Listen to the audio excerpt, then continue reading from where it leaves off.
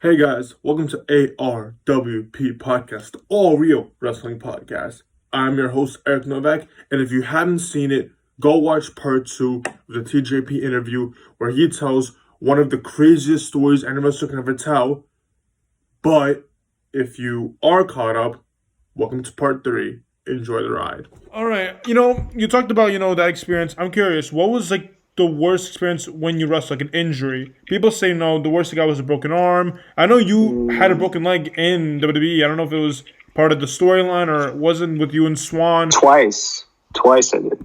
So what was the worst? Like have you ever had a call how do we call it one of those comas, like you hit your head really hard, Concussion? concussion. There you go. Yeah. Have you ever a concussion in the Oh ring? yeah, I'm certain I've had several concussions. Yeah, I've been knocked out cold once. I remember it was really weird. I was doing a local show in Los Angeles when I was younger, and I had a guy up. I spun him around so I don't know, do something. But when I spun him and I was going down too, I ended up kind of pulling him down right on my face, so they just landed on my head, and I remember they told me I was out cold for like a minute, but it felt like I sat right up because I remember hitting, and it felt like almost like a computer being hitting restart on your PlayStation, like it was like shut down and right back up again. So in my mind, I hit, and then I was like, oh, okay, I lost a second there, but I'm okay. But everybody said that what felt like a second to me, they were watching me lay completely still for like 30 seconds. Wow. But I got up, and I remember getting up, and it was dead quiet in the room. But I guess it wasn't really quiet. It's just like the sound just slowly coming back to you. It had to come back. And I could hear people sort of like whispering and talking, and then pretty soon it was loud talking, then it was loud like people, like, and they were all kind of like, you could hear them like, I don't think he's okay. And I remember thinking, forget this, I'm fine. And I remember thinking, okay, you probably aren't okay. I was telling myself this. I'm like, you probably aren't okay, but just we'll start by trying to walk. So I got up, I started to walk, and I'm like, okay, just walk to the corner. And I started walking to the corner. In my head, I was going to the corner. I felt like I was moving to the corner, but I was sinking. Like I was like kind of like doing lunges and like not making it. So it felt like I was in quicksand. And I got to the corner, and the guy was still laying there, and I don't know why, but my first instinct was just to finish the match. And at the time I was doing the 450. I was like, I'm just going to do this. And I got up and I still did it. I don't know, like maybe it's just muscle memory or whatever, but I knocked myself out cold. Wow. That was the worst. That was the worst injury you had? No, I was just in regards to concussions. I'm sure that was a concussion. I got knocked out, but I've done so many things that were bad. Everything. I've had concussions. I've split my eyebrow open. I partially detached my retina in my right eye one time. I was wrestling in the beginning of a match, and I took the way we were wrestling. I kind of like took a hip check to the face and kept wrestling, but it hit my eye in such a way that I kept seeing a floating orb, like a black spot, for like days and days and days. When I saw the doctor, he said that you may have partially detached your retina. He's like, we may have to do surgery. He wasn't sure exactly the extent of it when he did it, I guess, but or when they examined me. But he was like, you can't. That was bad because he told me you can never do any kind of sports or anything. Hang on, can you still hear me, Eric? Yeah, I can hear you, but okay, sorry. I feel bad. I feel like I got you here for way too long. I'm gonna do this without headphones right now. All right. No, I hear you perfectly fine. Is this so clear? Yeah, it's very clear. It's amazing. Okay, cool.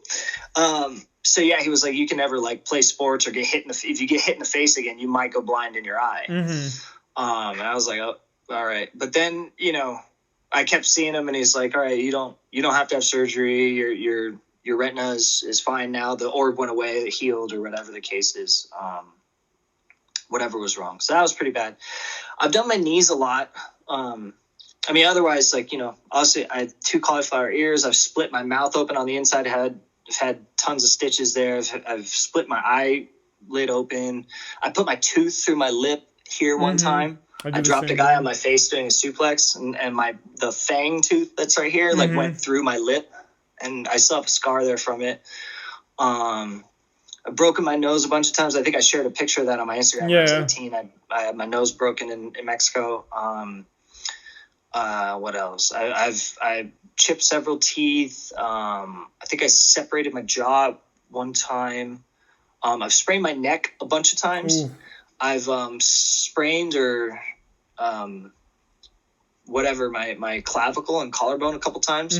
First time I did it was in TNA. The finals of the X Cup.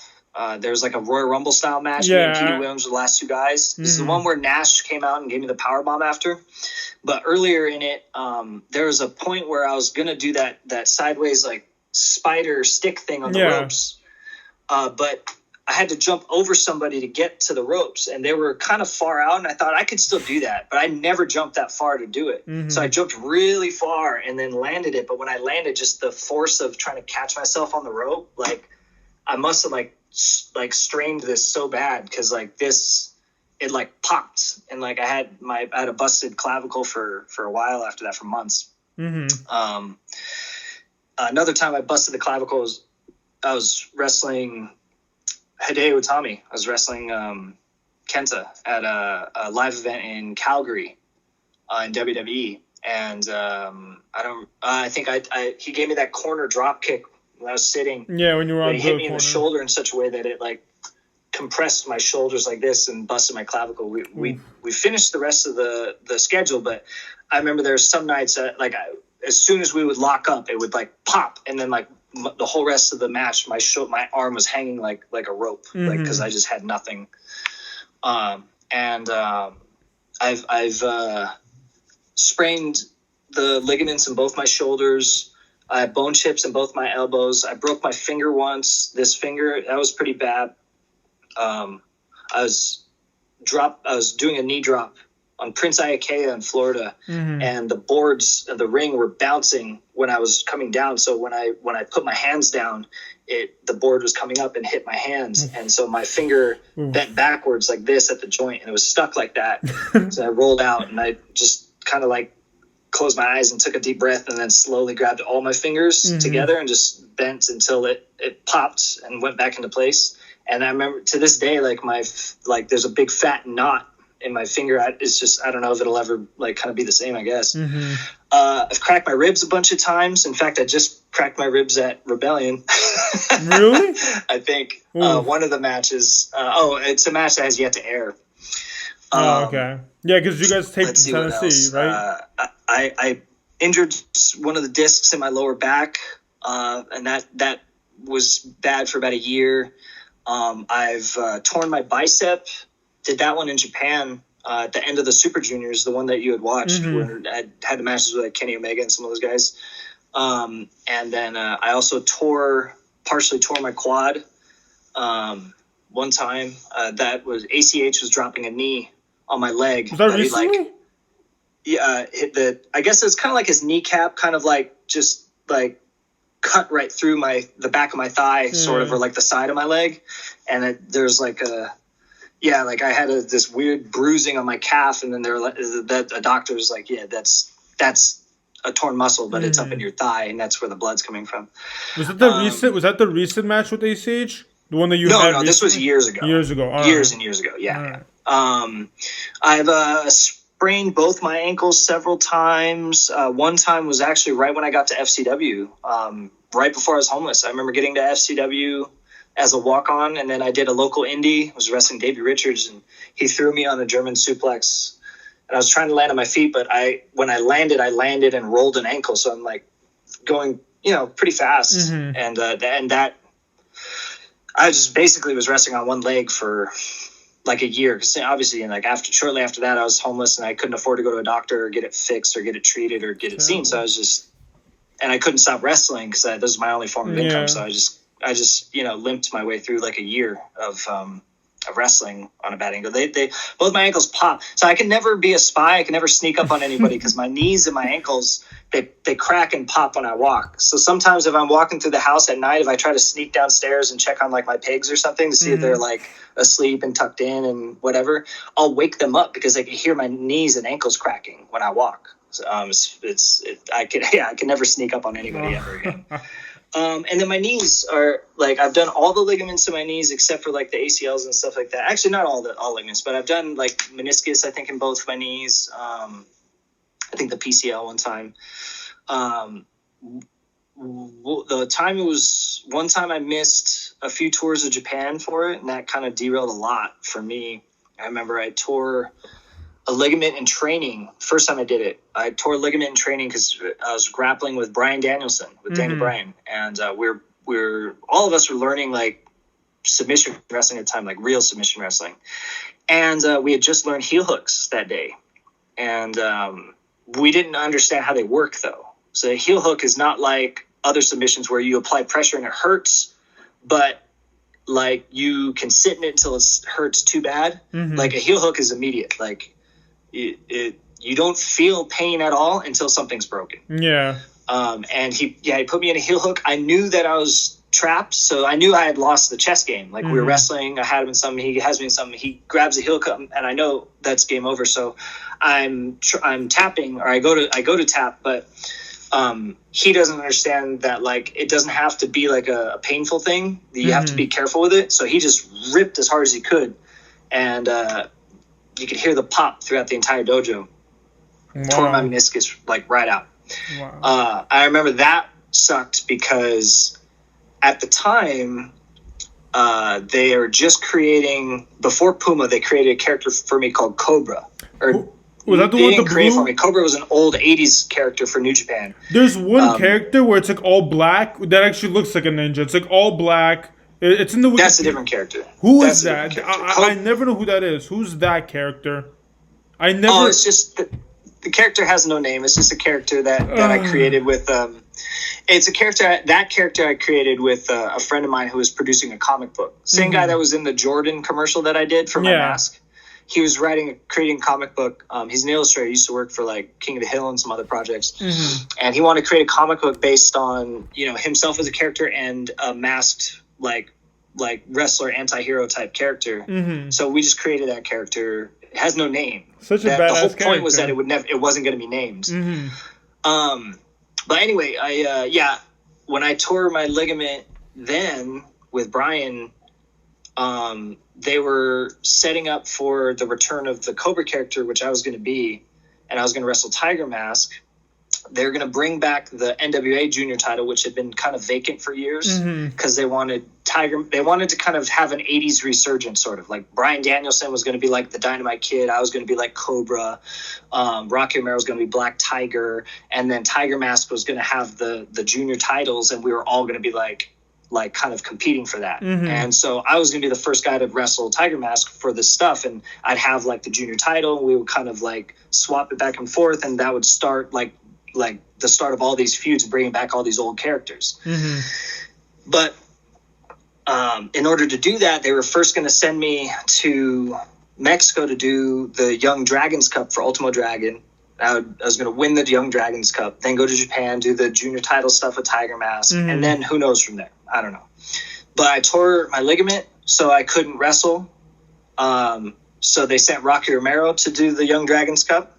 Then he became Black Tiger. Then he won the IWGP junior title and the NWA junior title and did all this stuff. And it just it was a whole chapter of my life that I didn't get to do, or my career that I didn't get to do because of that. And then later I tore the ligament again before doing the World X Cup in TNA. And so I've posted there's a match with like me and Sabin and Sanjay, Petey Williams. Yeah.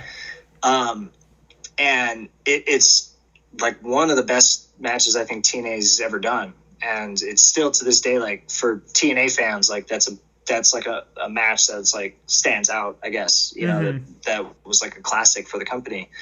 And I literally did that on one leg. Cause I remember like I had torn a ligament before, and I remember thinking, okay, last time I sat out, did therapy, took time off, like I was told, and I lost this great opportunity. That opportunity could have changed my entire career if I could have done that. So I remember thinking, this time I'm not gonna sit out. I'm not gonna lose this opportunity. So I remember not only did I tear the ligament, but I over iced it trying to like get it better for the pay-per-view and trying to do therapy the right way. And I iced it so much that I got frostbite in my skin on my knee. So my knee was black. The skin was black and like peeling and just like really messed up. And I had almost like a splint brace on it. So my knee was like stiff as a board for that match. But we got through it. We had a good match. So that was a time. That was maybe one of the worst injuries I've ever had, because like I legitimately could not walk. Mm-hmm. I just did the best I could to be normal and get through it. And you couldn't tell, but like, yeah, that was one of the worst ones I've ever had. Wow. And I tore my meniscus again later in the Cruiserweight Classic in the match with Gargano. When he gave me the corner throw in the corner. Oh, yeah. okay. You can't see because it happened so fast, but I was twisting in the air and one of my legs kind of went over my head and got tangled up in the rope. Oh, really? And so it's funny because I also split my eye open on the turnbuckle. So it was so funny because I hit the corner, but I knew my leg was torn right away. So you could see me too on the video when I take it and I'm rolling back out before he pins. I'm not holding my face. I'm holding my knee. And then the irony is that the story of the match is I'm injuring his knee, but really I broke my knee basically. Wow. And I got to the back and I remember Regal and Shawn Michaels and Hunter, they're like, "Oh my God, are you okay?" Because they like I'm bleeding out of my face. And I'm like, "Yeah, I'm fine. Why?" "I think my knee kind of hurts, but I'm okay." And I didn't want to tell them my knee hurt because I didn't want them to like say you can't wrestle anymore. So I was like, "I'm fine." And they're like, "Dude, your face." And I'm like, "Oh yeah, I'll clean that." No, but I just didn't want them to know my knee was messed up. Yeah. So I did, and then the funny thing was I was supposed to injure Swan's leg in the next round, and then obviously with Ibushi and Metallic, I tapped them out on their knees. But all three of those matches, I was wrestling on one knee. My knee was fucked completely. You know, part of my language, but it was messed up. You're I was good. done. You're good, Chris. Yeah. No, wow. And then the last time I did my knee was in a match with Swan later, like on 205 or Raw or something like that. And they turned it into like a storyline, but I really did have a torn up knee. That was real. Wow. Yeah. Wow. No, yeah, me and my co-host Jason, the guy who runs the second half of the podcast with me, we just did the Cruiserweight Classic. We just did a whole episode based on the Cruiserweight Classic. And we rewatched all the matches and we didn't notice that. So we got to go back now and do a little bit more examining during your match with Gargano, because that's my favorite match in the entire Classic. The very end when he throws the lawn dart in the corner, you see it. As soon as I land, I grab my knee, roll out to the mix side. My knee got torn right out. All right. So, I know I've held you for such a long time, and I am sorry about that. I do have like last... No, not at all. It's all good. All right, so the Cruiserweight Classic was obviously a huge feeling. You obviously, gave your speech, said it was everyone but you. This was literally like for everyone. This is everyone's. This isn't, mine. This is literally. How did that feel? Because that was your first big WWE moment, other than your first, Raw against Sheamus. But we'll get to that one after. Tell me about this one. You giving that speech. You getting the microphone. You're like bruised up on the sides. How did that feel? All the crowd was cheering your name. The whole match was literally Grand Metalik, let's go TJ, let's go Metalik, let's go TJ. It had to be a lot. How did that feel after the match? I don't know. It's one of those moments where it's kind of very real for yourself, just because of like a lot of elements that people I don't think could tell from the outside looking in. Like, The tournament was never set up specifically for Zach and Coda. That, for one, that's like a misconception. They know that it looks that way, so they book it purposely because they know that fans are going to run away with that idea. Yeah. But then that's their way of being able to hook those fans, and now they don't have to cater to them anymore because they know that they're going to watch no matter what. But that doesn't necessarily mean that they had handpicked me to win it. And in that case, I think I came as a surprise to them. They knew what I had to offer, because I remember from the beginning, Hunter had pulled me aside and was like, "Would you be interested in producing and coaching, like that sort of thing someday?" And I said, "Yeah." And I told him, "I'll do it now." I didn't have to be a wrestler. They didn't have to use me for the Cruiserweight thing. I'll just do this now. And they said, "No, we want you to wrestle, but just we feel like you would be good for that. You have a good mind. You're smart. You have a lot of experience." And so I don't think there was anything necessarily specific for me to be the star of that. And I just felt like for a brief period of time, like I was just on. Like I really feel like for a brief period of time, especially for that year, there was like not too many people that were doing their job as good as I was doing mine. Like I really feel like I was one of the best maybe in the world, just for at least for a little while. I just felt like everything was clicking for me. Like I was putting it all together. So it felt very real because I felt like I was accomplishing something that I was forcing something I wasn't programmed. Most people in this that do this, and this is going to be kind of a, like, I don't know, sort of a sermon, but like most people, they're preordained, they're winners, and you know people choose them. Their course is mapped out. It's hard to alter that. There's really no such thing as a brass ring. That really felt like one of those few times in life where it's like that brass ring was not necessarily meant for me. Maybe not meant for anybody else, but it wasn't specifically meant for me. But I was like, climbing over people to dunk that ball. Like there's no way I was gonna. I don't know. And I didn't mean for that. I didn't intend on staying. So, being in that moment at the end, it felt very real because of that. And again, I was back in Florida doing this thing that, like, the last time I was in WWE in Florida, I was homeless. I struck out. I failed miserably. Yeah. Complete failure. And so it's like to be there in that instance and like, yeah, that's a part of history. Like forever, that'll be something that is known, and so, you think about that. And then even just throughout the course of the tournament, like I'm not an indie darling. I've never been a trendy wrestler ever. And diehard fans have never taken to me. They've always liked other guys that, I don't know, cater to them more, pander to them more. And I've never been that. During the speech, hearing all those comments, hearing everyone cheering you during the same time, the match right before it, people were booing you. So it's like how it changed, like how during the... Okay. Yeah, so I mean, like, I'll just answer the entire thing over again. Is that makes it a little bit easier? Yeah. I guess like being in that moment then afterward, because you're talking about like with like Charlie and the post match and all that. It was a unique thing because so many things in what we do is just preordained. It's not, we don't have any control over it, and it's programmed for us, and you're along for the ride, and you can do as good a job as you can or do a poor job, whatever you choose to do. But you're going to be on that track no matter what. It's very rare that there's actually a brass ring that you can grab and you can kind of change your destiny. And with the tournament, like there's so many like layers of like, I guess, reality for it, because that it was never programmed for like Zach and Ibushi for one, but like that doesn't mean it was necessarily programmed for anybody.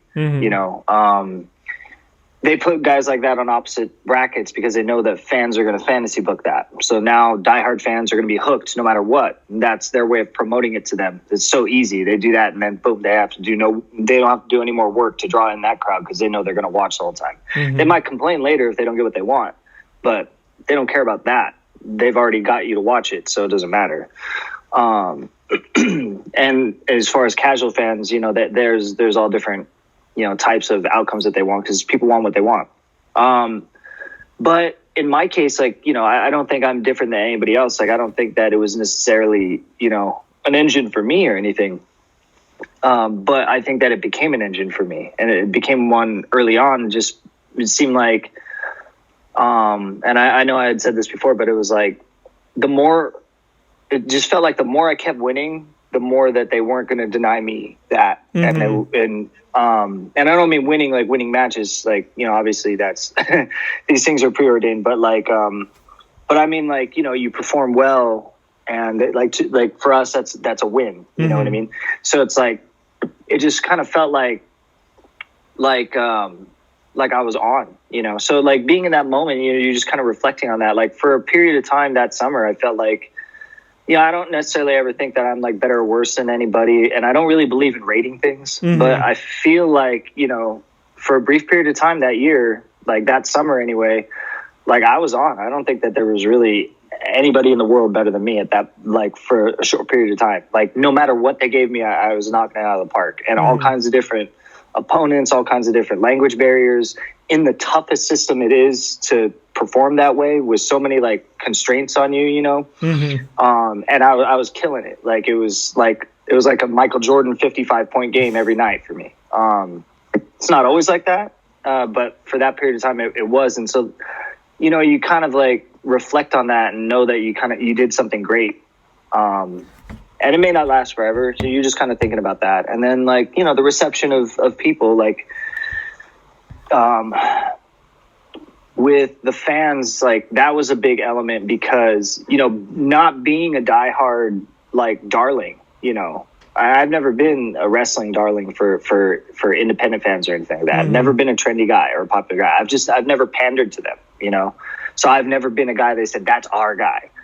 And there were a lot of their guys in the tournament, and a lot of their guys were the guys that I was beating. So, you know, initially I think that they, you know, I got a warm reception all around, but then it immediately turns because the more I would beat their guys, you know, Gargano, then Swan, then Ibushi, then Metallic, like, and especially when they saw that they weren't going to get Zach too, you know, on the other side of the bracket, that all of that just became channeled as like disdain for me. And like, you know, we were talking before in the Ibushi match is super, prevalent because you can see it, you can hear it, during that match. On the way to the ring, I mean, there was a section of Full Sail that came for the semifinals and finals on the last night, and it just felt like it was organized this way because they all sat together in a group in the crowd. They took up like a whole section of Full Sail, and you know, every round the boos would get louder and louder for me after I started beating their guys, you know, and then in the Ibushi match coming to the ring, you know, they were all screaming slurs at me. They're yelling the F word, not the cool F word either. Yeah. The homosexual slur F word. And you could still hear it too after the bell rings. You could still hear them chanting it real slowly. And if you rewatch it, it's crazy that it's still on there. And I remember thinking, this is so crazy that in 2016, like in the 2000s, the late 2000s too, that this is still a way for people to channel their irrational hatred for somebody, you know, simply because they just don't like it. It made me immediately feel like what it must feel like for like the Yankees or the Lakers or the Cowboys to go on the road, you know, and to be on these road games, to be like Tom Brady and have people like say it like, you know, you're not liking me because I'm winning, but it's like, that takes it too far. And you could even hear the rest of Full Sail, like the other fans, like casual fans, boo them and drown them out. And then it gets back to normal. And then it was just, you know, cheering for me or Ibushi.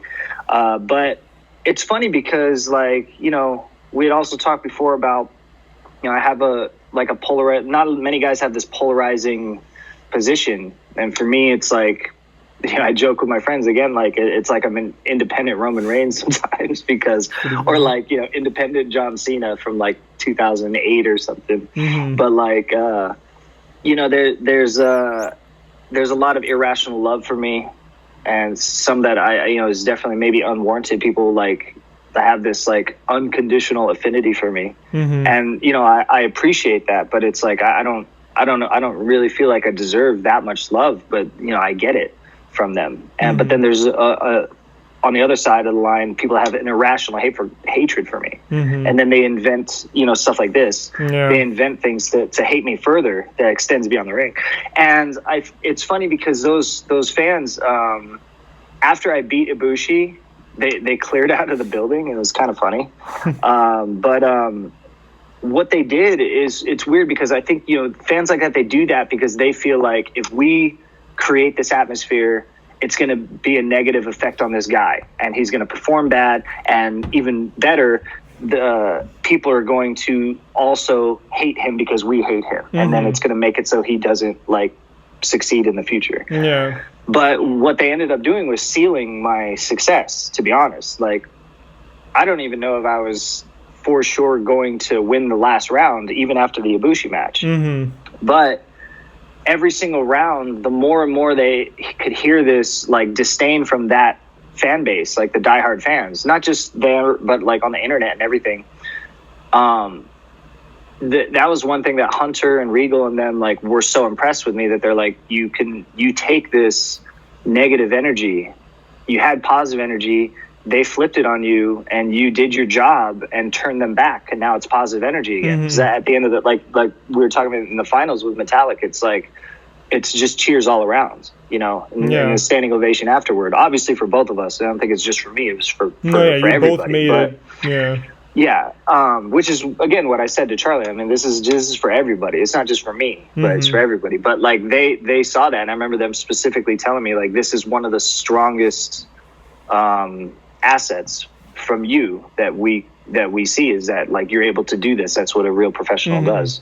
And that's, that's the way I see it. I was saying before about like the Manhattan Center, for example, for the New Japan show, like that was very a hostile crowd. They had to wait 2 hours for the show to start. And, like a lot of diehard fans, they do not like me. And that's fine. I just used it to help Ren Narita have a better night, and that's just something that I learned. Honestly, I learned that like from watching Kobe. Kobe would take these, like, I've never seen somebody get torn down so much by people than him. And he can take it and turn it into entertainment and turn it into success. He can make other players become superstars because they're going against him. And it's just like, dude, like this guy like is the ultimate professional. It takes a lot of mental strength, and that's really what I was thinking about at that time, is that like, after all that too, the irony of being back in Florida and succeeding for WWE in the way that like I'm making this history, whereas the last time I was there for WWE in Florida, I was homeless and like starving basically. So, it was a very funny, kind of cathartic, but real experience. And you don't get many of those. Like a lot of times, like I said, things are preordained for you and for everybody. And even the successful guys, like a lot of them aren't like making magic. They're chosen, and same thing with other guys. So it was just one of those moments where it felt like maybe the tide wasn't like prepared, like the course wasn't written, but it felt like I forced their hands because of what I was doing. All right, well that's and that's people don't hear that. People don't understand that. I'm hoping that when people do watch this, they'll understand the actual pressure that Cruiserweight Classic really was to every competitor there. And, it's really important for everyone to know and not copy that action in future events. I shouldn't even. And I did it on one leg too, which we talked about in the injury question. Like, I was doing the Cruiserweight Classic with a torn knee. So you're a miracle. Tell me about the tattoos, because that's like one of the most fascinating things. Since you left, you've been putting a lot of ink, really sick ink. What's the plan? What is your goal for tattoo wise? Are you gonna hit back? Are you gonna hit neck, face? Like Aleister Black has it under his eye. How far are you planning to go? Right. Because you did tell a little bit of, the levels, people take different levels. You have to start with the arm, then you have to go. Where are you planning to take it? How far are you planning? I remember. So, like, with my tattoos, this is something that, it's not a spur-of-the-moment decision. It's something that I had always had in mind since I was 23. It just so happened that it wasn't until I was like 33, 34, whenever it was a couple of years ago that I started getting them. But like you first, I'm young and I'm broke and I'm homeless, so it's kind of hard to get everything I want. And my story's not written yet, so all of this is my life story. That's the other thing too. I think like a lot of people think that it's like I just took clip art off the wall, like, oh, that looks cool, I'm gonna get it, and that's fine. Like, I understand, like, that's a narrative that people want to create about me, that I'm just like an idiot and I just want to look cool or something. But that's never been the case. Like, so it's really just my life story. Like, people tell me all the time. They've been telling me for like years now. Like, they'll do podcasts like this and they'll say, "Man, we really want you to like write a book or something like that." But I'm not really into that, and so I wanted to write my story on me. So everything on my right arm is landmarks of my life and career, so like the Philippines, and I was born in Kansas City. I grew up in LA. I got Mexico here, Santa Monica Pier. That's where the New Japan gym first was when they recruited me. I have Puma written in Japanese here on my arm, which was like one of the first characters I had. I have a hockey mask for Canada, actually, because I lived in Canada for a little while when I was trying to get matches in a different area. Las Vegas, Tampa, Orlando, just different places of my life that meant something. And this side is all just inspirations, like bands, movies, my dad's name, wrestlers, like right here, obviously, like Shawn Eddie Michaels, and Shawn and Tiger Mask. My family is this, and that's what it was. And this is all stuff I had planned already. I just had to wait for the right time to do it. And I've like took 8-10 years to finally settle down into a company that wasn't going to fight me on it. So it was great because WWE was like, yeah, do whatever you want. I don't know how much further I'm going to go. I kind of want to start doing my legs maybe next, like from the ankles up. I remember talking, like you mentioned, Aleister Black, like he and I go way back, more than a decade now. And I remember we talked about like tattoos before, and he would tell me all like the tattoo ground rules and stuff. You got to start with the shoulder and work your way down, eventually get to the hand, and then you do other stuff. And yeah, I've heard that before. And like that, a lot of the criticism I'll get on my tattoos is usually like snobby people that are like, oh, there's no flow to it, or like, like I said before, like it looks like he just picked images off the wall or something like that. Or, in other cases, it's like, he's not doing it right. You're supposed to start here and work your, and it's like, I don't know. Tattoos to me are just something that's very like independent, rebellious, and like kind of like there's like, it's very rock and roll. And and I think it's funny because it's like there's nothing more rebellious in rock and roll than following the rules. Like what like I think that's so stupid, So I started with my hands and moved my way up. And I'll probably finish more, on my shoulder here and connect some of these pieces to here. I thought maybe going up the side of the neck a little like bit. Cody, like Cody's tattoo. Did you see Cody? Did you see Cody Rhodes' tattoo? Yeah, I saw that. Yeah, like something like that. That's gnarly, man. Huh? Something like that. Like maybe. Something... Yeah, something like that. I don't know what'll. At this point now I'm actually having more time where I'm like thinking of more pieces I hadn't thought of before because all this stuff is stuff I knew I was going to get.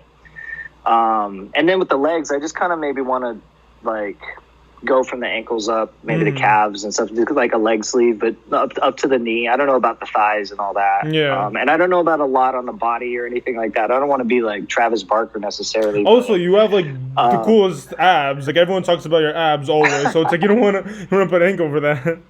I don't care about all that. I mean, I'm glad that that's a thing, I guess, for me, but I don't. It doesn't matter to me. If I feel strongly about something, I'll still cover it. No, yeah, whatever, it's your, it's your body.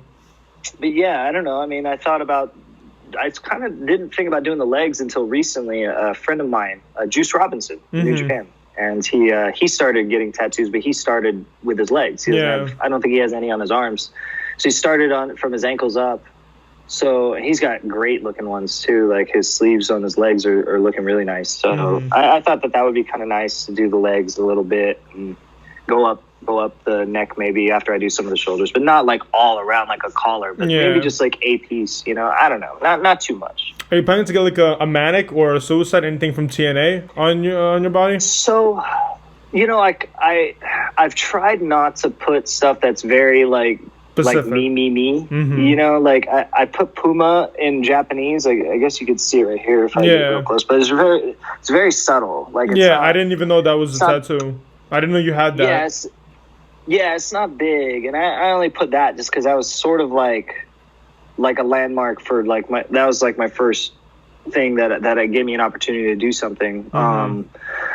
I didn't really want to do something that's so like me. Actually, that's why I have my birthday right here, because this side's all like inspiration. So I have like family and all kinds of stuff represented here, but nothing like me. And I remember like somebody was like, you should put, because like right here to anchor the career and life side, I have this quote from the New Japan Dojo is painted on the wall. And it's just talking about starting a road, not being afraid, and letting the road take its course and progress and all that. It's a quote from Antonio Inoki. And on this side, I needed something to kind of anchor the story of this arm. And, they asked me, like, my artist, who's a friend of mine, she asked me, and, like, my friends would ask me, like, well, what do you want to do there? Because this is the story of, like, this is all your inspirations.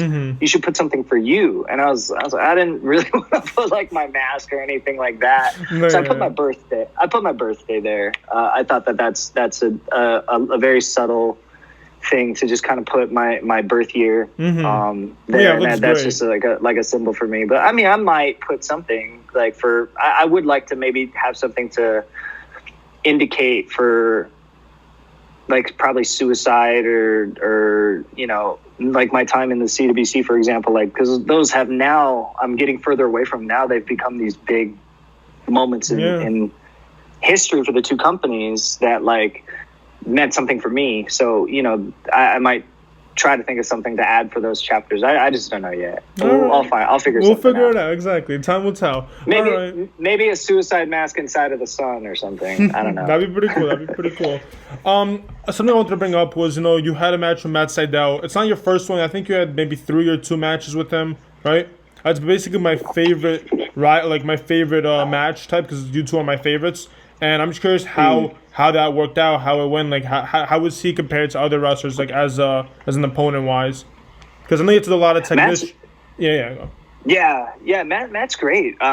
He's so much more versatile than people give him credit for. I think because you think of Matt, you think of the shooting star, and yeah, he's an incredible athlete.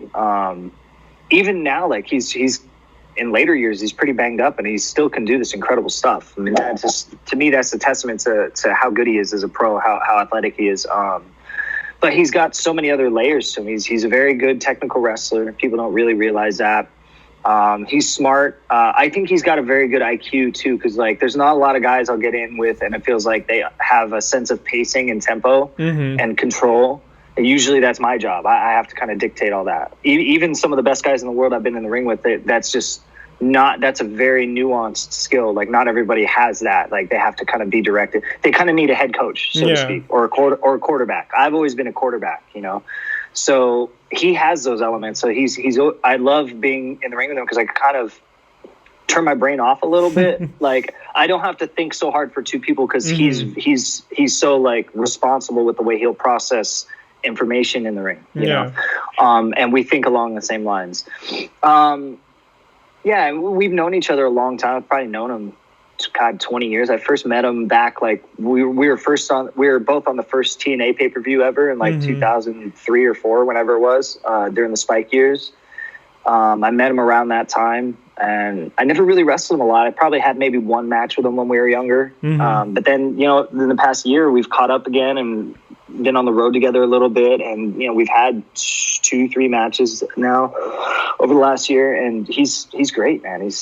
I love being in the ring with him. Yeah, it's my dream match. I hope one day I'll see it live. You know, who knows? All right, you know, we're down to like the final 2 questions. The second to last one is basically, you know, after wrestling, you know, comes to an end, because again, like I said, you have you know, big dreams. You want to have a family. There's a time for wrestling. There's a time for that. Are you going to open up a school, or are you going to teach? What's the vision for you after wrestling? Yeah, I'd always kind of shied away from teaching a little bit just because, I hate telling people what to do, you know. There's a lot of people that I have taught and, like, kind of coached. A lot of them went on to be really successful. Some of them are a lot of what people's favorites are now. But I don't like to claim people because I don't think that they deserve...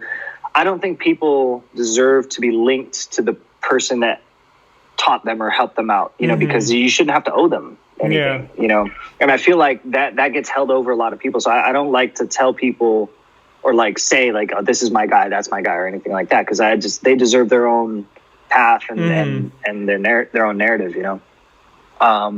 But in later years, I've accepted that that's probably the role that I will probably, you know, be good at. And I mean, obviously, I guess I am already good at it. And you know, when I got to WWE, Hunter had pulled me aside and asked if I'd be interested in coaching or producing someday. And I told him we can quit the CWC and I'll do it now. I was like, you can take me out of this thing if you want. Because I know I have that to offer. And I think my age, like having so much experience at such a young age, I think is of an extremely rare commodity, because a lot of things about coaching and producing and things like that, it comes down to communication. You got to get people to understand you and listen to you. And if a lot of times great messages and great lessons get lost in the shuffle and lost in translation because the messenger is disconnected. They're too old, you know. Sometimes a young person just doesn't want to hear it from somebody that's 65 years old. You know? But they might be more willing to hear it from somebody who's 30, 35, 40, 45 years old, you know? So sometime in the next 10 years, that might be kind of what winds down into, but like, I don't know. It's so weird because like, this is what, year 22 for me, and I'm only 35. So like, You got a good have another 20, 10, 20, 15. you got some time, Yeah. you got some time. Let's not Yeah, think about that. I got a decade or more to go. I might only be halfway done because these are, I guess, technically my prime years. So for as far as wrestling goes, usually 35 years old is when guys kind of hit their stride and they're kind of at their best. Shawn Michaels, a lot of guys, Eddie Guerrero, like they were over 30 when they really got good, like really good at what they were doing. Brett, a lot of the guys, that's just how wrestling is a more mature game, I guess, than other arts and sports. But someday that is something I would like to do. Like, I do like helping out, and I think me not being prideful about I don't need people to know that ideas are my ideas or that I helped certain people. So like I think that helps out as far as being part of a big system, because pride often gets in the way of that job for coaches and stuff like that. And I don't really have that sort of thing. I may open up my own gym. I don't know. Like, it kind of depends. Like, if a big team or company wants me to contribute in a way where I kind of have to be full time with them, then I'll be, somebody's offensive coordinator or whatever. That'll be what I do. If not, then I would love to open up, my own training camp or something like that. If that is how it goes. I'm warming up to the idea of coaching more. That's great. That's great. That's great that you have something that has you linked to wrestling even afterwards. That's what it all means. So you talked about writing. I do have to ask, because this is something that you mentioned multiple times, that you wrote for a lot of wrestlers. Like, when they didn't have a position for you in the WWE, you wrote storylines with other wrestlers, right? That's like you gave the idea to the producers or whoever. They were shutting it down, but you were still writing ideas with other guys, right? Name me one guy that you really thought that this would be like an amazing story to tell. One of the guys that you wrote with.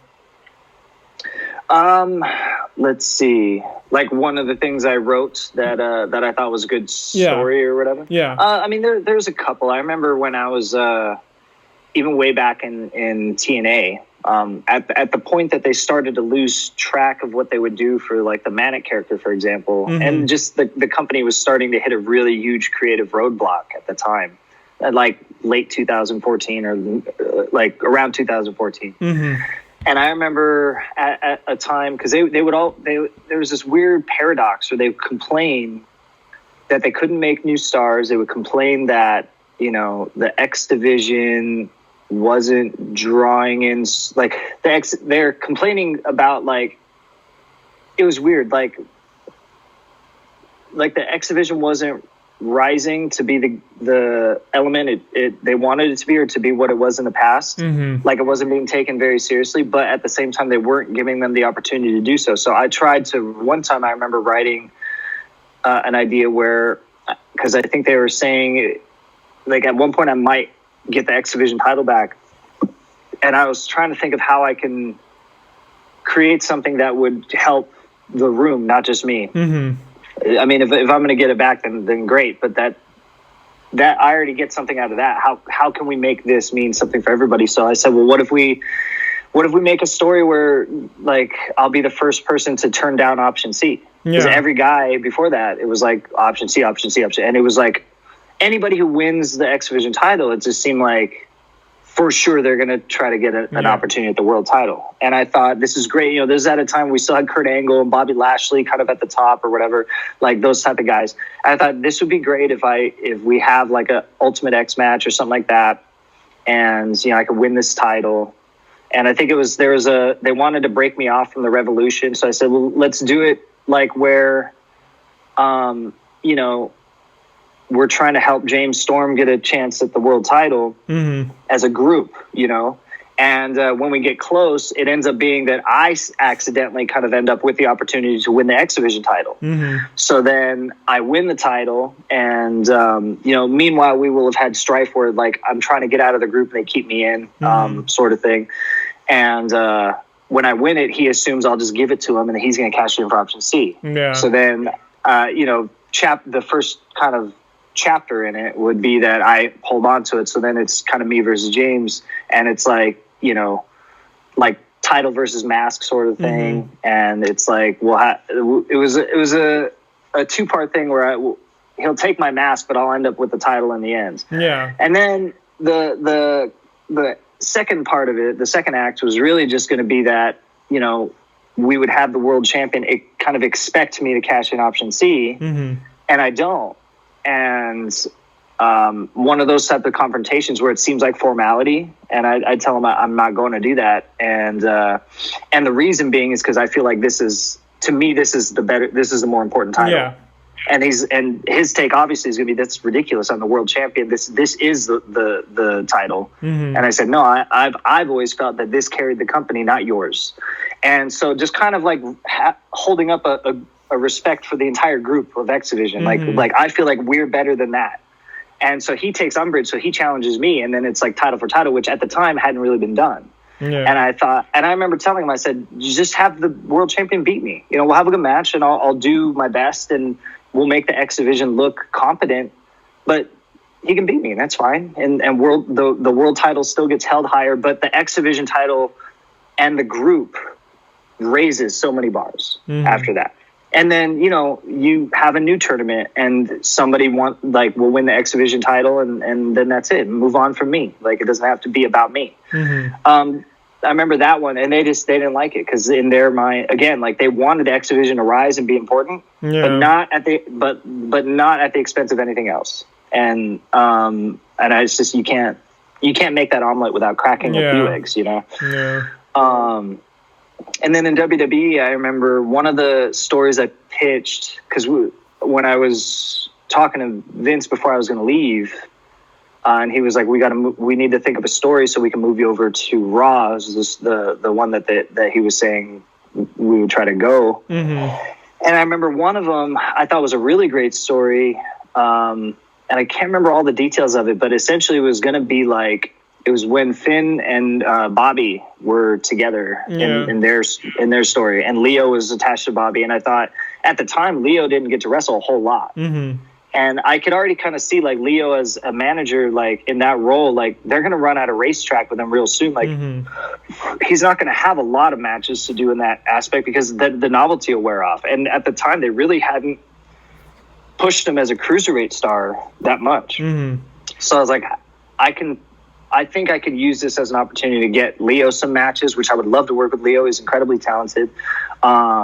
I think I thought it would be a way to help Bobby get a little bit more edge to him, and also, you know, give Finn a layer, because like Finn and I have known each other for a while. We've been in some of the same places, New Japan and stuff like that. And so, you know, I remember writing a story, because I think it was like Bobby was the Intercontinental Champion, and it was like something where like Finn goes down, he needs a partner for a tag match to fill in against Bobby and Leo. Like, so again, like trying to get Leo some matches, but all the other Intercontinental title guys at the time on Raw were all heels. So like Miz, you know, all these guys, like, you know, Miz and the people that were in the title scene at the time for the Intercontinental title would all look at Finn like, I ain't gonna bail you out, because it's good guy and bad guy, you know. So they don't want to. They want to watch Finn crash and burn because Finn's trying to get the Intercontinental title, you know. So I thought, like, since the cruiserweights are on Raw, and theoretically all the cruiserweights would be at Raw, so I thought, okay, well, I'll volunteer to help Finn out in the tag match, because like we go back, and it's a story that they can tell, and it gives. They love being able to plug in extra layers and reality to stuff like that. So I say, okay, well, I'll step in and help them out. So we have this match, and we barely pick up the win, but Finn would get hurt, you know, in the match, kind of tweak his knee or something like that. So we win the match, so he gets a title shot at Bobby, but the next week Bobby would come out and taunt him, like, because he can't wrestle. So Bobby's like, well, I'm here, I'm ready for this match. If you don't want none of this, then I guess too bad, right? And Finn obviously can't do it. So then I step in and I say, well, I don't know about him, but I'll do it, since you're talking so much shit, you know. And you know, so we have this match. Bobby crushes me for 5 minutes or whatever, you know. Just clearly I can't wrestle. Like, I'm not gonna be like good with Bobby, but Finn shows up at the end. He's hurt, but he shows up and costs Bobby the match. So then I beat Bobby, but now it's sort of like, now me and Finn kind of have this, because he would be like, well, thank you for helping me out before. but this is what I'm aiming for. So get out of my way now. Yeah. And I'm like, I didn't come for this, but now I've leapfrogged you. So if you want this, you got to go through me. I'm not just going to get out of your way. Yeah. So then it becomes, Finn versus me versus Bobby for the Intercontinental title. And then it would be one of those things where we get into that match, and then Finn looks like he's closing out strong. He's crushing me. He's crushing Bobby. He's crushing me. He's crushing Bobby. Looks like he's gonna beat Bobby, and I steal the win on Finn. Mm-hmm. So then title goes to me, and now me and Finn are really heated because now he's like, all right, I asked you to I thanked you for your help. I asked you to get out of my way. You wouldn't do that. Now you literally took what I'm trying to go after, mm-hmm. and now it's you and me. And then we build to a third act where it's me and Finn, mm-hmm. and then. And at the time, Finn hadn't won the title yet, so I was like, "This is great," because now me and Finn can have a great match. Like, nothing against Bobby, but I feel like him and Bobby is a mismatch. Like they can't go 25 minutes or 20 minutes and have the same type of match that me and Finn can, and people would believe it, in the same way. And I think it's just the type of match that I think a lot of, especially diehard fans, they would like to see that, me mm-hmm. and Finn. And so and that'd be a great way to just put Finn over, and Finn can be a champion now, and it's this great moment, and we make up, all's well. And then on the back end, Finn goes on, and he can now wrestle Miz and all the heel previous contenders and champions mm-hmm. that wouldn't help him out in the past, like Miz and all those guys. But now Bobby is going to have beef with me. So now this also gives me exactly what Vince was asking for, a place on Raw, because now it's like Bobby and Leo are like, you just derailed all of our stuff. So now we're going to take it out on you. So then it's like Bobby gets on me, and then I have to have matches with Leo in the meantime, and it eventually leads to me versus Bobby, which David versus Goliath is a story that would last forever. Like they can always tell that. Yeah. And I don't have to win that. Like, it's just something that it's just a next chapter, and then me and Bobby, and then after me and Bobby are done, I will have gone through a story with Finn where Finn benefited from it, became a champion. I would have done a story with Bobby that gave Bobby something to do and kind of turn up his character on me, and Bobby is better for it. He can move on to crushing other people, and I will be on Raw and have had like stories with a few guys. Now I could wrestle No Way Jose, I could wrestle the Lucha House Party, I could wrestle whoever, Jinder, anybody that's there.